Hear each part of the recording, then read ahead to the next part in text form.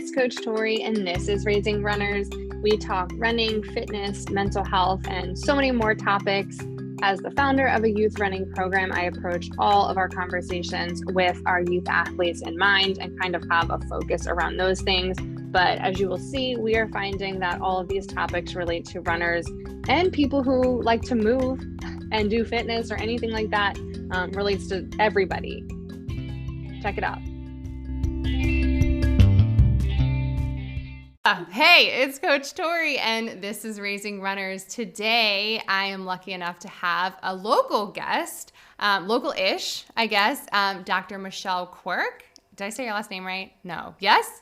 Woo! Yes, perfect. Hi, can you tell everybody just a little bit about you, but also, we'll start there. Just tell everybody a little bit about you.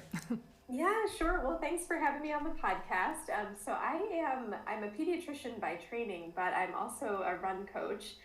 It's sort of a side business, and I'm the CEO of Mindful Marathons. So that's my run coaching business, where I help make running easy and fun for busy professionals like ourselves.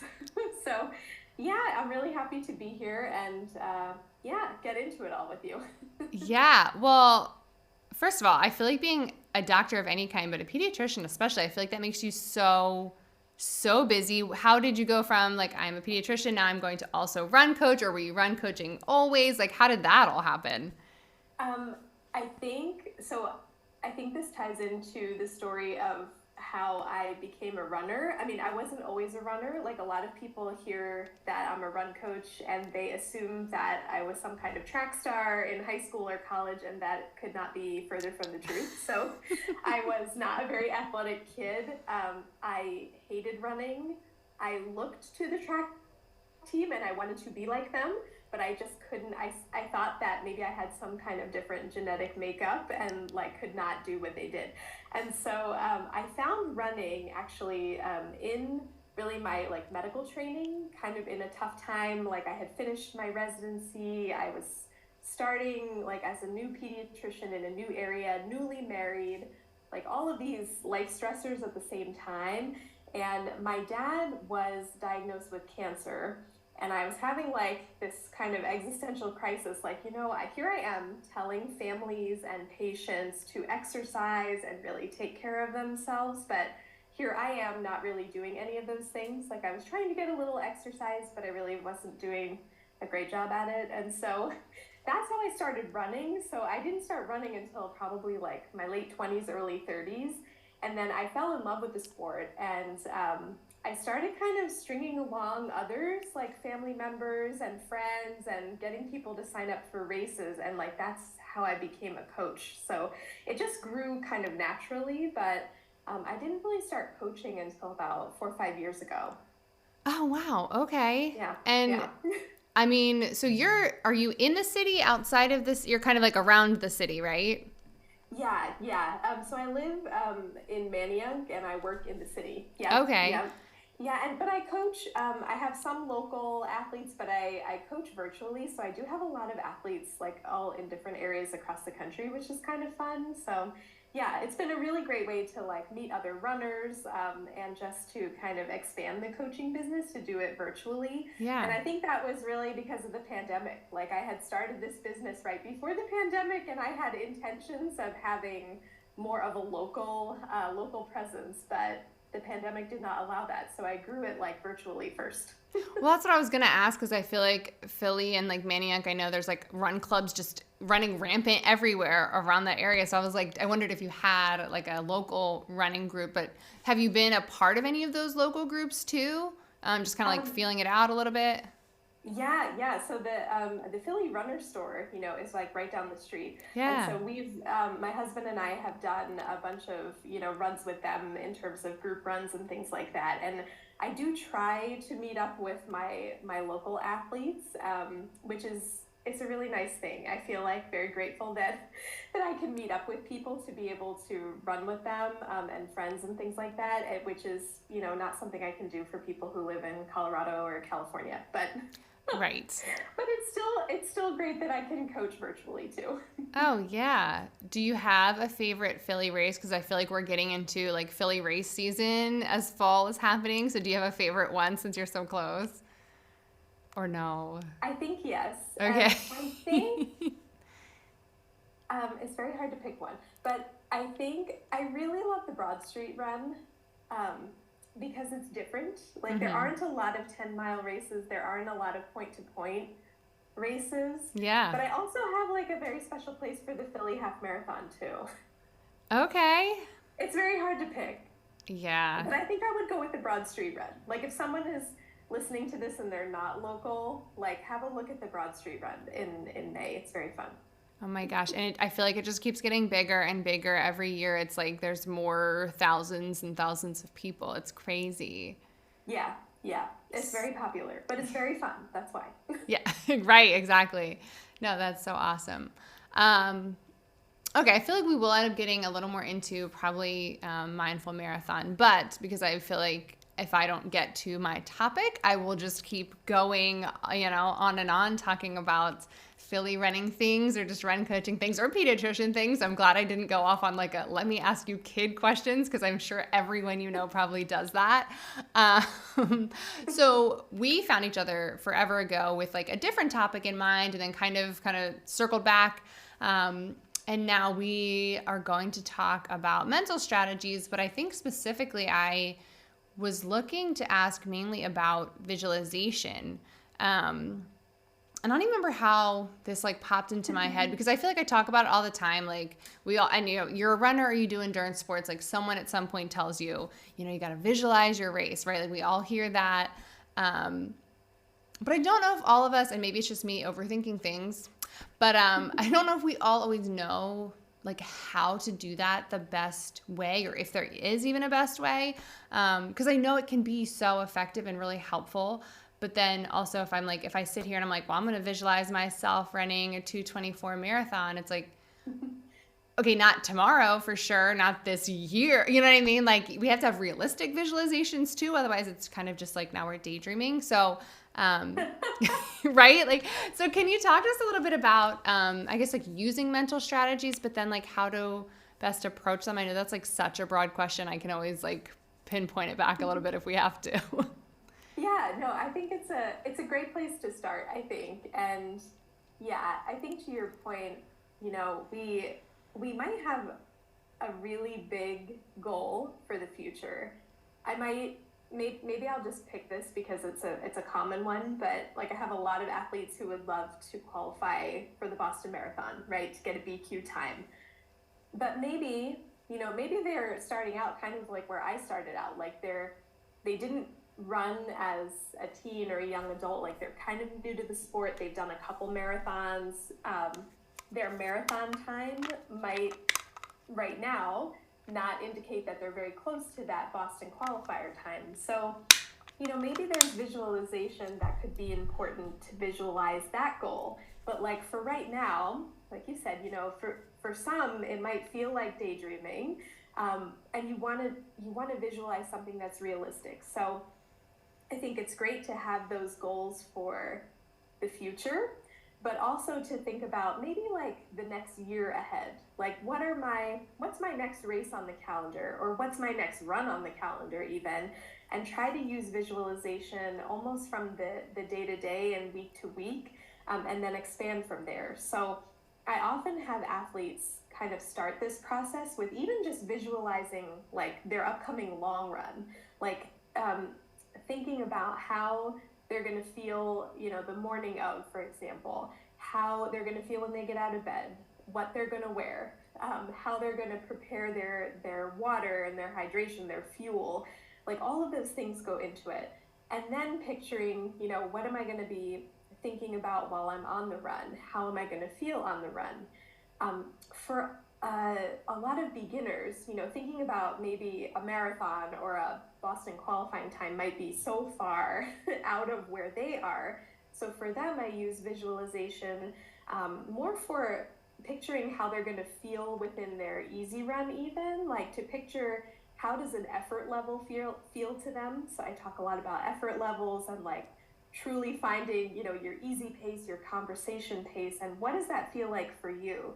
And so visualization can look different, for each stage of runner and for each goal that you have. And so for each runner it's different, but I think, start with something, right? Like you don't have to look so far in the future, but you can even do a visualization for the next run that you're going to do. I don't know if that's helpful. Maybe that's a way to open up the discussion. Yeah, no, I think that's so helpful. And I love that you talk about the feeling, because I think especially when I was probably like 7 or 8 when I ran like my first race, right? And I'm putting that in quotes for everybody who can't see me. And I remember my mom telling me to like visualize the race. So as a kid, you're literally just picturing, right? Like I'm picturing me wearing the shirt I was going to wear, running around our like dirt track. But there was no thought of like, how is it going to feel? Is it going to hurt? When is it going to start hurting? Like none of that as a kid, right? So I love that you mentioned the feeling, because I think for the longest time too, I like kept sticking to like the word visualization and as actually just like the picture, right? And like, what does it look like to me?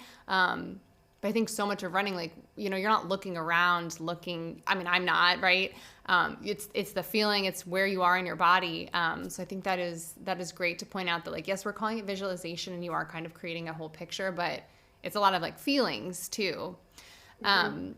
Now, do you talk to anybody about, or does anybody like, ever be like, okay, so yeah, great. Like I was visualizing my long run. I thought this is how it was going to go. And then things did not go how I thought it was going to feel. And now it's kind of just like, what was going on? Just like, how do you work through that with people if that ever comes up? Oh, yeah. I mean, I think this happens even in the day-to-day, especially now, like we're talking in the middle of summer and it's been really hot here. Yes. Oh my gosh. And so, we might have an idea about how the run is going to feel, but it's like 30 degrees warmer than we thought it was going to be. And so these runs have been feeling, just a lot harder, maybe than some others have in the past. And so, yeah, I think, the visualization process, right, it's sort of an ideal.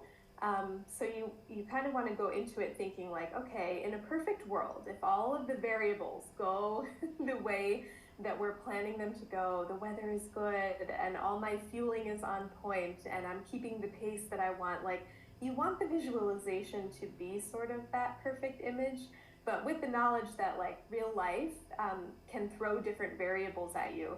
So it may be also beneficial if you think through, your plan A, plan B, plan C, like we're sort of, thinking about all the different variables, having all of those backup plans to fall back on. And so you could think, if this run is not going as planned, what is the next thing I could do? Or what, how can I make this easier on myself? Can I go a little bit slower? Can I take a little walk break? Can I fuel a little better? So I think that's hard because we have this vision of how it's supposed to be in our mind, and that's what we've been practicing. And then when it happens and it unfolds in a different way in reality, that can be really hard. So I think, especially if you have a coach who you can talk this through with, that's very helpful. But you can also go back and kind of edit your visualization a little bit. I'm not sure if you have used mantras in your training, but I find those helpful. And there's, some that I might pull out if things kind of are feeling off the rails. You can kind of tap back into yourself and think about things that you've thought of in training and maybe, on your long run that you can pull out in the middle of a race that is helpful. So even if you think, things are not going well and your perfect vision of this race or this run is not how you had envisioned it, there's ways to salvage it. And I think, if I could give everybody hope in that sense, that would be a goal of mine. Yeah, no, I definitely am a fan of the mantras, and I feel like, I don't know, at this point, if you meet a runner who doesn't have one, like that's kind of odd, right? I think all of us at some point now we're like, oh yeah, this is kind of what I repeat in my head. If I don't immediately think of it. It's like, oh yeah, no, that comes up when I'm like really struggling or whatever. I was going to ask you, do you have like preferred mental strategies that you always suggest for people? Like, I know probably a lot of it is like individual, what works for different athletes. But I'm guessing you probably have ones that you're like, start here, right? Yeah, I think so. Mantras are a big one, and just figuring out, if you don't have any, like you can borrow some from other runners or from your coach. That would help. But having something that you can repeat in your mind when things get hard is very helpful. The other technique I love is just a simple like body scan, especially if you're in the middle of, say, like an easy run.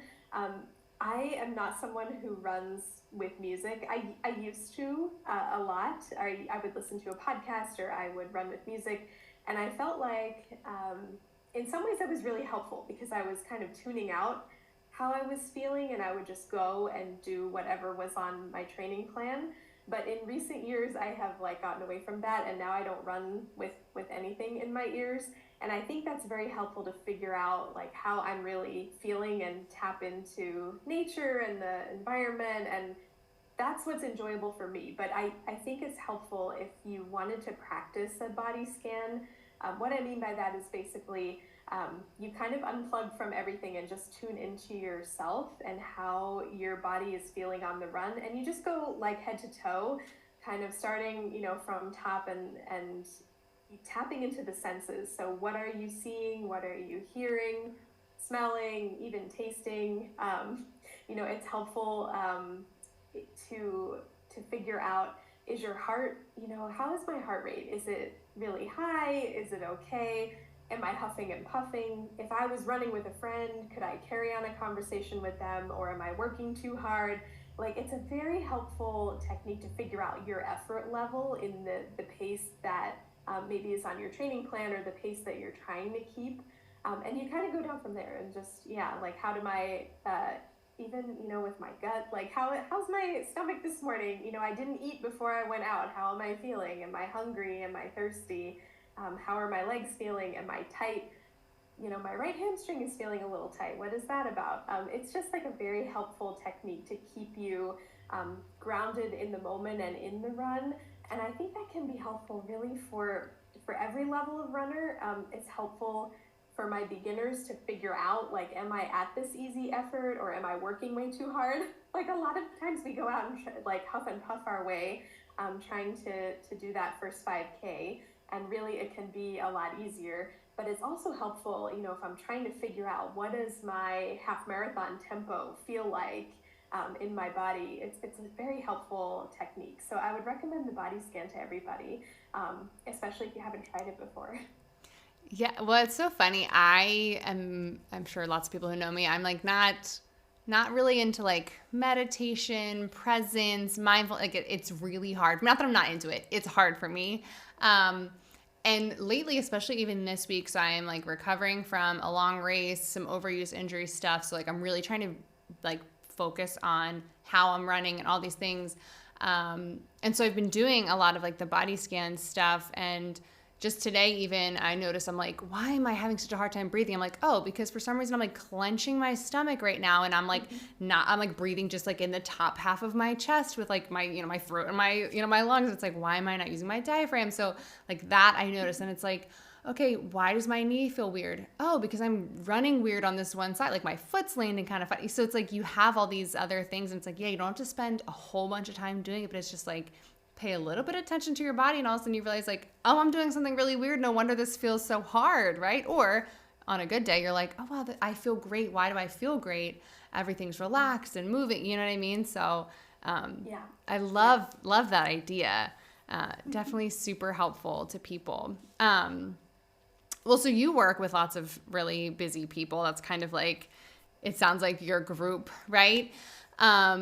Is there anything specific, especially for, people who are like super busy, or, I imagine like it can be stressful even just like trying to add exercise when you're already doing a whole bunch of stuff. And it's like, now I have to add exercise. Now I have to be really present in what I'm doing, or I can't get my brain turned off from work today. Like, is there anything to help, especially that group? Because I think that's like so many of us at this point, just to like survive in the world, you have to be overly busy, unfortunately. Yeah. Yeah, I think I definitely work with a lot of busy people. As much as you can limit maybe the technology and the input during your exercise time, like for me, that is a bit of a protected time. And even if you start with just 10 minutes, so I work with a lot of people who are like, I don't see how I could make like 30 minutes a day. And so we just start with 10 minutes, like, okay, carve out 10 minutes, maybe in the morning before everybody wakes up. And that is your time to go out and walk or run or whatever it is you like to do, cycle, whatever it is. But try to tune out everything else. So like that means when you wake up, you get right into your running clothes, exercise clothes, and get out the door, and like don't look on social media, don't look at your work schedule, don't look at your calendar. In my case, like don't look at, the patients that are ahead for the day. Like this is the time, and you've got to go and protect that and use it. And so even if you start with 10 minutes a day, I mean, I know it doesn't sound like much, but honestly, that is where I started. Like I started running 10 minutes around the block 3 times a week, and I worked up from there. So I've had a lot of people do that. It takes time, but you can, once the body feels how good that feedback is, like you get that positive feedback loop, and after maybe 2-3 weeks of doing 10 or 15 minutes a few times a week, you start to crave that, and then you want more and more and more. And I think that's what creates marathoners, maybe, I don't know. Yeah, probably. Start to feel it, and you want to be out there longer and longer. And so 10 minutes turns into 15, turns into 20, 30, an hour. But I would say if you can, try to protect the time, whatever that is. And even if you have maybe like a little bit of a break at lunch at work, depending on what you do for a living, like if you can go out and do a 10-minute or 15-minute walk, a 1-mile walk around the block, that would be something that would be really helpful, just to get the body moving and the mind off of everything else, just off of technology, off of social media, off the internet. I mean, and it's like, it's crazy how hard that is for us. Like, I always think of myself as someone who's not really, I mean, like, I don't really do social media or any of that stuff, but it's like, yeah, for some reason though, at 5 a.m. when I'm awake and I don't want to be yet, like, I'm doing something on my phone, right? Like, I don't pick up a book. I don't go make my coffee. I don't go walk around. I lay on the couch and I'm on my phone. It's like, what are we doing? I know. It's really hard I mean, connection is wonderful. Like it's brought so many wonderful things, but it is a double-edged sword. And so my best advice is really to plan ahead, like look at your calendar and say, okay, if whatever it is you want, if it's 20 minutes 3 times a week, like plan that out ahead of time and put it on your calendar, and even put it in your phone as like a thing that it's a non-negotiable. It's a meeting on the calendar with yourself. Yeah. And do that. And if you can do it unplugged, like really, I thought for a long time, there's no way I could run without music or listening to an audiobook or something. But the more I tapped into nature and into how I was feeling, the more I fell in love with the sport. So now, because I am someone who, at least in this moment in life, I am listening to a book or a podcast, because that is like the only time I get to pick what we're listening to. So I'm like, I'm going to listen to whatever I want to listen to while I'm running because my son's asleep in the stroller. But so what are you thinking about? Because I feel like when I used to not do anything I was probably a teenager when we like weren't allowed to have like we also like didn't have those things, but like we weren't allowed to listen to like, the CD player while we're running. But I feel like I just like would repeat things in my head or sometimes zone out and think about the day. But like often it was like some song lyrics or something. So like, yeah, what are you thinking about? If you can even remember. No, it's a great question. I think sometimes I think about a lot of things. Like if I'm running before a work day, I might be thinking about that, like what's ahead for the day. Sometimes I'm thinking about some of my athletes and like their training plans and like their upcoming races and things that they're struggling with. It's like I'm working out coaching calls in my head a little bit, if that makes sense. And then sometimes though, I don't really think about anything. It's very peaceful. Like I'm very tapped into the trail that I'm running on. Like I feel like I have a relationship with the animals. I mean, I don't want to be called Snow White, but like, but you kind of do.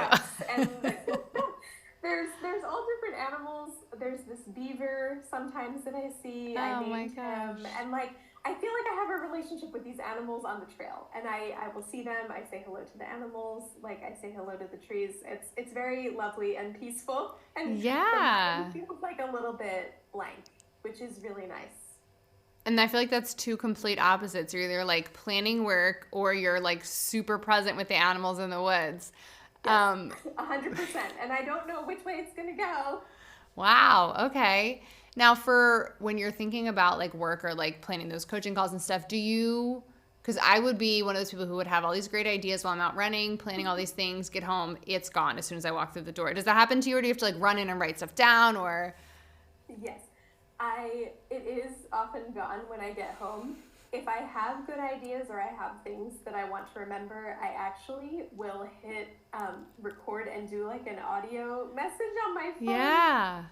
Because that's happened so many times where I get back home and I was like, wait a minute, I had this, this thought that was really good, or maybe even like a program that I would like to run in Mindful Marathon, and I like laid out almost like a curriculum in my head. And so sometimes I will hit record and start talking when I'm on the run. You have to. Yeah, I was going to say, like, you solve all these problems and you get home and you're like, I guess I have to go do it again sometime. Like, it's completely gone. I don't know. Yeah, wow. I think I may be a little bit different that way, but that is like, it's just a clear, I think what I've done is created some white space for myself. Maybe this is what artists feel, if they are able to unplug from everything. I don't know. I'm not really an artist, but that's the closest maybe I come when I'm on the trail. Yeah. Now, so do you often run alone or do you mix it up? Because I was going to say, like, I imagine when you're having like your Snow White moments in the woods, you're probably alone, but I'm like, oh, maybe you and like your friends are also like all into all the animals. No, right? No, I'm usually running alone. Sometimes okay. I will be running with my husband or with a friend, but I enjoy running alone, actually. Yeah, that's what I was going to ask. Yeah, I don't mind it. And also, over time here, I don't necessarily know all the runners by name, but, we say hi to each other on the trail, so I never feel alone, if that makes sense. Right. Like there's a running community, a local running community, and I feel like I know these people, even though I may not know their name. Right, but I feel like everyone's kind of like, oh, like she usually runs by at this time. Like her face is familiar. Like everyone's kind of like checking up on each other, because I know like a lot of the reason a lot of those Philly run groups like started was like, obviously community, because us runners love that part, but it's just like, like the safety aspect of knowing you're not by yourself when you're out there. So like that's nice that you're like, I get to see all those people still, so I people know I'm here, and I know other people are around, so that's nice too. Yeah, and even the people who walk their dogs in the morning, like I have a relationship with them too, because we see each other at the same time, so I know them, I know their pets, but yeah, it's fun. Yeah, no, that's awesome.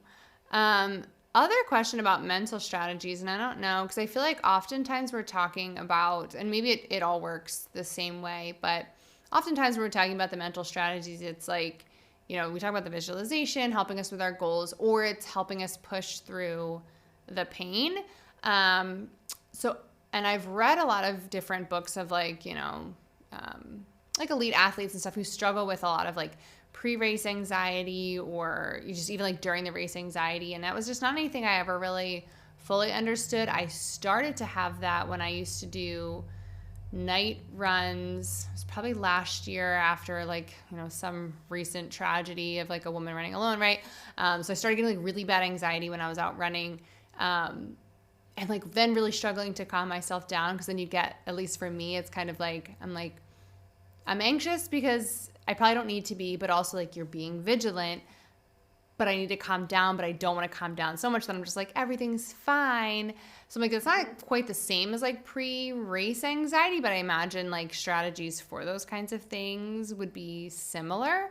Do you ever work with people on things like that too? Or do you have any ideas on that? Or is it like all the same of still like, yeah, body scan's great because you are just being present in the moment. You know what I mean? Yeah, no, I think this is, I know, this is a hard topic. I've actually had this conversation with a friend of mine. he was talking to me actually about running in the Wissahickon. So this is like a local park, and I said, I've never really run there by myself. Like, I'm just not comfortable doing that. And it like blew his mind that I never ran there by myself. And I was like, well, I think it's different for you. I don't get a cell signal in there, and that doesn't make me feel safe. And so I stick to, my local trail where I always have a signal, and that makes me feel safer. And so I think, everybody can, we're all an N of one, but like, I feel like me running without headphones and like with certain things, keeping my wits about me helps with my anxiety, but I'm sure it's different for other people. But I don't think that ever like crossed his mind. Like, he was just like, wow, this totally blew his mind. I was like, yeah, like if you wanted to run there, I would totally run with you. Right. But I'm just not going to go by myself, especially in evening hours or in darkness or anything like that. So I think trying to figure out what each runner is comfortable with. Like for me, again, I used to, pre-pandemic, I ran in the dark. Like I had a headlamp, like I would go out, and I haven't done that after, a lot of events and things. And so I don't run in the dark anymore. And like, that's a decision I made. So I think everybody has their level of comfort, but you have to figure out what that is for you. But I would maybe, another argument toward running without music or podcast or anything, just to be able to be aware of the surroundings. Like, that decreases my own anxiety, but I'm not sure what that would be for someone else. So trying to figure out each individual runner's comfort with where they are, what's their situation. Are they like, we're in a city, and I get that. I think it might be different if I lived in a rural area. But maybe not. I don't know, because then I might have to be worried about some kind of wild animal too. Yeah. Oh my gosh, right? Instead of the humans. I know. So, what's scarier? I don't know. But I think figuring out what it is. And then, I do think meditation and, kind of just other techniques to minimize anxiety in general are very helpful. Like meditation and mantras have been very helpful for me, but it's different for everyone. But I think, awareness is key, and figuring out what works for you. And I think to say, you're definitely normal. Like if you feel that way, like if you feel uncomfortable running in the dark, or, you're not sure if you want to run by yourself. I have a lot of people who prefer running on a treadmill for that reason, and I get it. And it's okay.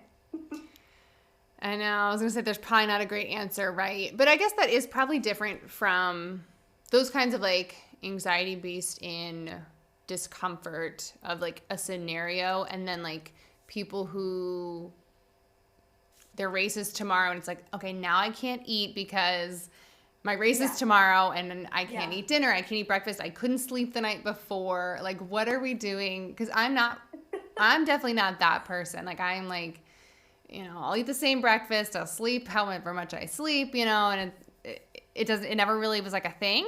But I know so many people have that, like, I only slept 2 hours in my marathon. It's like, oh my gosh, that's going to make it really hard. You know what I mean?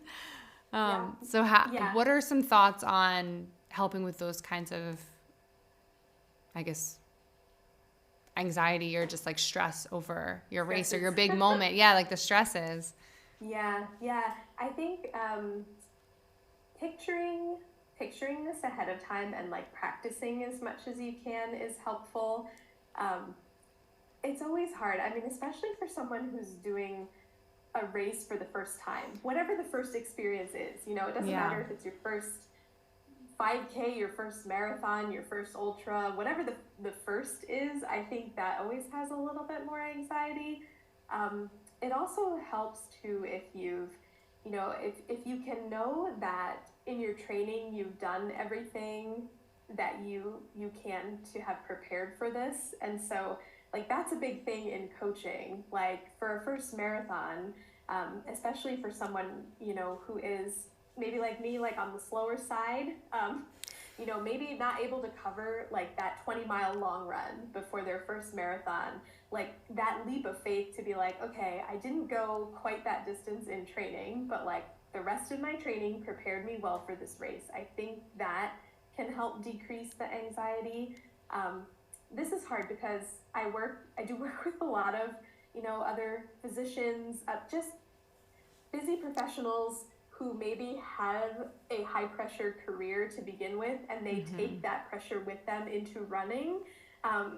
It's like how you do one thing is how you do everything. Yeah. And so we put all of this pressure on ourselves. That's not to say like we're not trying to win the marathon. We're trying to cross the finish line here for the first time. But like we put all of this pressure on ourselves, and we have all of this anxiousness, and that's perfectly normal. So I think, during the training, it's not just about the physical aspects of this, right? Like we're covering the miles, we're working on the fueling, we're working on our sleep. Like all of these variables matter, but also our mindset and like feeling prepared and decreasing the anxiety along the way is very helpful. So that the night before, hopefully we're getting a good night's rest and not worried about the outcome of the race. But that's easier said than done. I mean, I've been there too.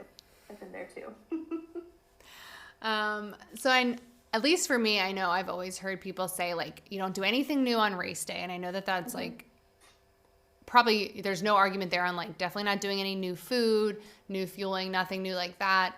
I always even took that to mean like I wear my same shoes, I wear the same outfit, I know I can run in, I don't have any like chafing issues with anything. But I also know, I feel like I see lots of people on social media, especially with like, their pictures of their whole outfit laid out, but it's like their new race kit, like I'm ready for my race. I got my brand new shorts, brand new shirt, looking good.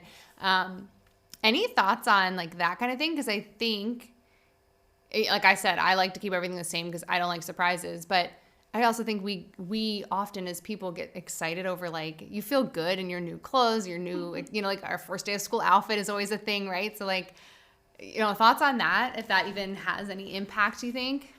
Yeah, I think I'm like you. I'm of the nothing new on race day. So like whatever the outfit is I've worn before, the sneakers I've worn before, the fuel I've tried before.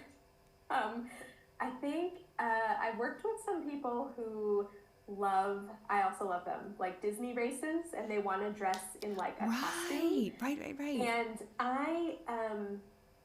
I've never dressed in like a full costume. Like I call it like an ode to the character. Like I'll dress in like purple and be Figment kind of thing, but like we're not in a full costume. Yeah. But I've had some interesting, just interesting stories with that if you've not practiced in the costume and like having chafing and things like that. So I would say, I don't know, I'm a creature of habit though. So maybe that's not as exciting as trying like the new race kit and all of that, but like I like to have done it at least once. Like, hey, this sports bra works.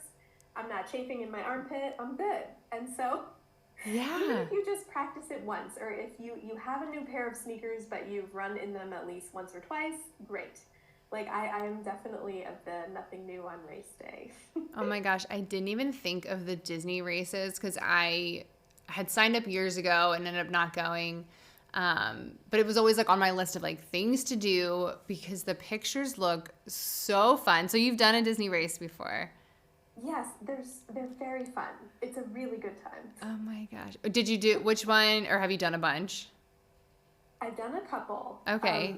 The first half marathon I convinced my mom and my mother-in-law to do the Disney half with me. And they have it in January. It's like marathon weekend in Disney World. And so we did that together. And that was really fun. And the Disneyland races are really fun. Like in Anaheim, the weather in California is lovely.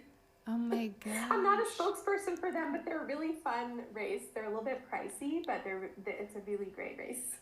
Yeah, I was gonna say the only complaints I've ever heard is like it's expensive and like I wasn't able to get in, and it's like those aren't really complaints about the race, like you know what I mean? Yeah, no, the race is great. And like in terms of like on-course support and like fuel and stuff like that, it's a very well-run race. No matter which coast I've done it on, they're really great races. So if people are interested, but yeah, you have to plan ahead. You've got to be like there on the computer the day of registration. Otherwise, it's really hard to get in. Yeah, it sounds like it. Yeah. Oh my gosh. But they're super fun. Yeah, it looked so fun. And like you said, pretty much everybody's always in a costume of some kind, or yes, like, wearing certain colors to scheme whatever, character they want to be. That is really fun. I do like that idea. The Disney Marathon is a Boston qualifier, and it's flat, so. I didn't know that. Wow. Okay. I was picturing most people doing that race. Because I know you also, at least for some of them, you can like stop to visit the characters and do rides and stuff, right? So I wasn't picturing people racing that one, but I guess there are some people who, oh, wow. Yeah, there are a lot of people who take it very easy and they stop at all the character stops and have a great time, but there are people who are definitely gunning it for a time. So it's for everyone.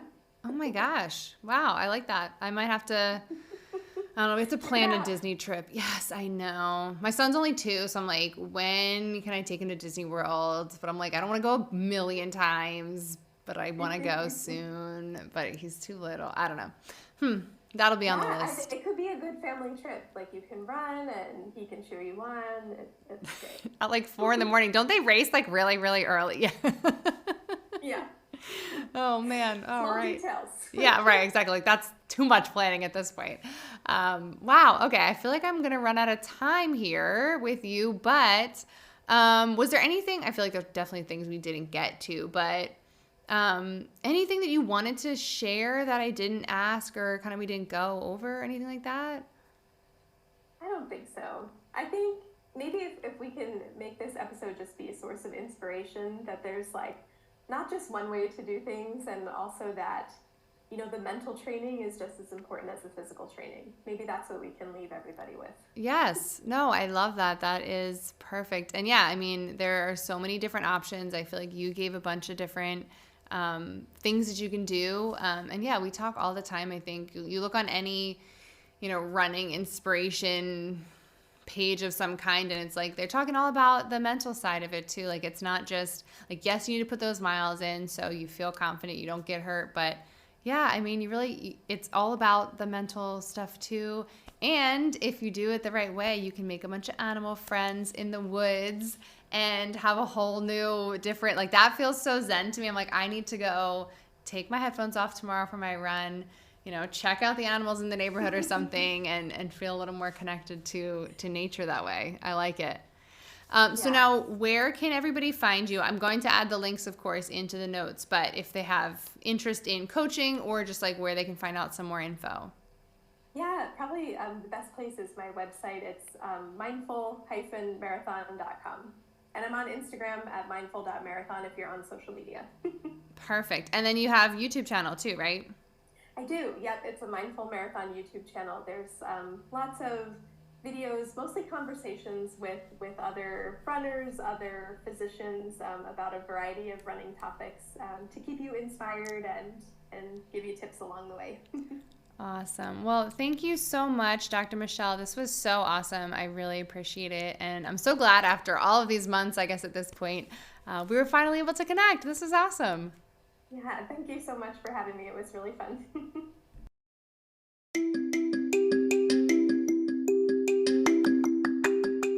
Thank you for tuning in. Make sure you rate, review, subscribe, all the things that you can do for a podcast that you enjoy listening to.